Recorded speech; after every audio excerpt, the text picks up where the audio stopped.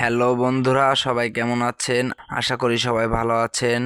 সাথেই থাকুন, শেষ পর্যন্ত দেখুন। দেখলে অবশ্যই ভালোই লাগবে, কারণ ফরিদপুরের সেলিব্রিটি আছে আমাদের সাথে।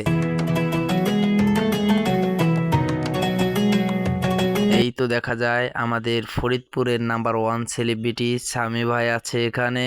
এই হলো ছামি ভাই, তার বন্ধু অনেক সুন্দর সুন্দর ভিডিও বানায়। তাদের সাথে আজ থাকতে পেরে খুব সুন্দর লাগছে নিজেকে, মনে হয় ছোটোখাটো সেলিব্রিটি।